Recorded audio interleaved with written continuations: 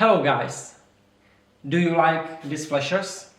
All the time illuminated on most Honda bikes?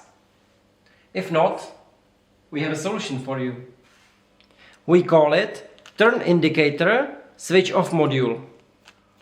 With this module, you just disconnect the original flasher and connect this module in between, and boom, you have the standard flasher with standard functionality with no illumination all the time.